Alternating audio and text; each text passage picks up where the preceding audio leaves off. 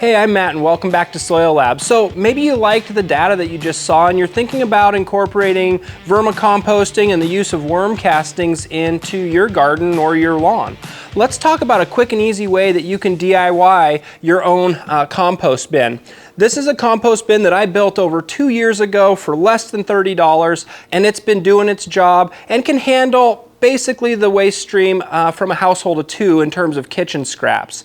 So I just started with some relatively inexpensive bins. You can choose your size, anywhere from 5-gallon on up. I believe these are about a 13 or 14-gallon bin. And what we want to do is we want to have several different bins. We want to have one to catch the excess moisture or the leachate, just like you saw the data from. We want to have another 2 that we feed. The worms are going to migrate through these bins, migrating towards that food source, and you're going to be able to capture that finished compost in the bottom, like we'll see here in a minute. So how do we get started? First, we want to maintain an aerobic environment. So we're going to drill a series of holes in the top of this lid. The holes in the top of that lid are going to do 2 things. They're going to help retain a little bit of moisture because it is still mostly covered. It's going to help keep some pests out, but it is going to maintain an aerobic environment in our bin itself. This top bin is going to ultimately be our feeder bin. This feeder bin is where we're going to have our young compost and our food stuff. So here you can see we're maintaining a soil temperature of about 70 degrees Fahrenheit. That's going to be near the sweet spot. If we were a little bit cooler at 65 or so, that'd be just fine too. We've been feeding this one very little lately coming into filming, but you can see it has some microgreens, some post-harvest residue from a microgreen project of ours, some relatively finished compost on the right here, and then a nice carbon source of just shredded junk mail here on the far left. Now if we go ahead and get a couple of handfuls of this, we'll get a sense of what this mature vermicompost container looks like.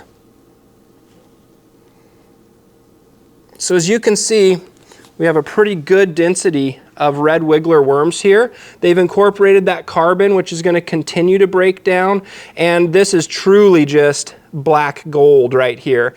Now if we look really closely, we got lucky and we have a worm cocoon or egg sac here. It looks like that little pellet or BB. When we have very well-fed worms in a good environment, they're going to reproduce pretty rapidly, actually doubling their population once every 90 days or so. So this is a good look at what's relatively close to finished compost. And you can see our red wiggler worms are a bit smaller than what we might be used to seeing after a rainstorm, like our typical night crawlers, but these are mature red wiggler worms. They're surface feeders that are going to break down organic material really rapidly. And I'm sure you've seen that in the time lapse that we did for you.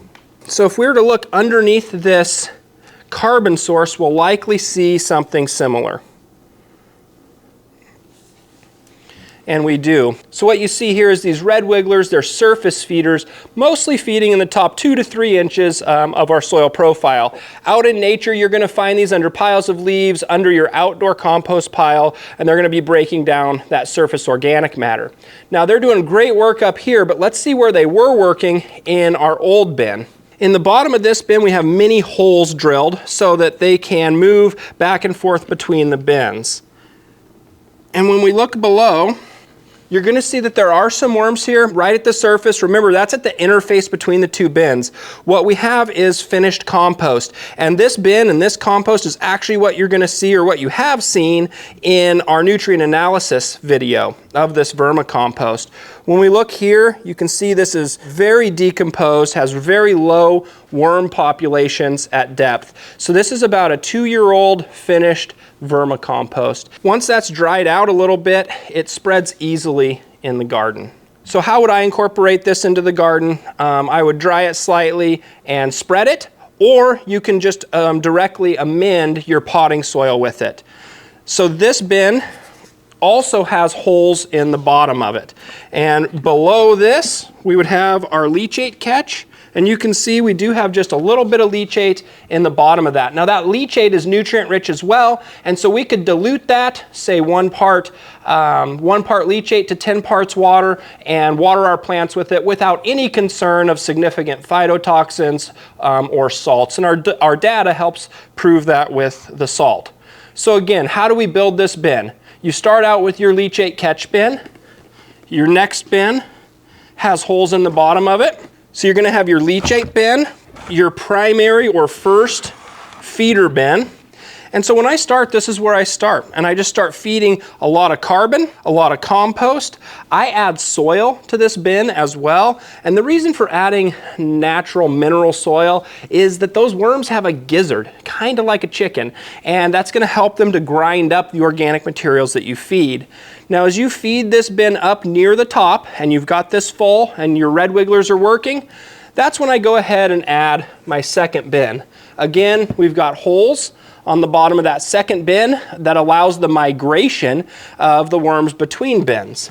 What you'll notice is this bin, you might sit it on here like this, and it'll be on top of that organic material below. Slowly, it's gonna sink down as those worms are consuming that organic material, as our soil bacteria and fungi are respiring. That carbon's going to be lost to the atmosphere as carbon dioxide. After a period of time, maybe it's months, maybe it's a year, you can go ahead and harvest that compost from your original bin.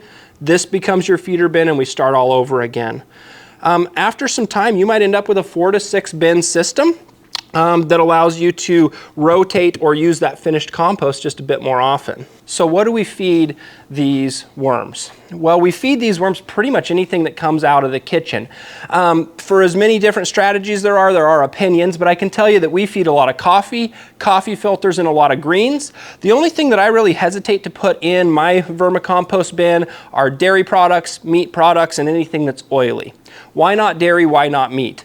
Well, we don't use dairy and we don't use meat just because it attracts other pests that I don't want under my kitchen sink. And then I don't use, say, Caesar salad dressing or something like that in there just because it makes it no fun to handle. So anything I don't add in here is not because the worms won't break it down. It's simply because it's going to attract a pest or make that finished compost something that I don't want to handle. Hopefully you found this helpful, and maybe you too can start recycling your kitchen waste stream and vermicomposting. Thank you for watching, and hopefully this helps drive decisions in your lawn or your garden.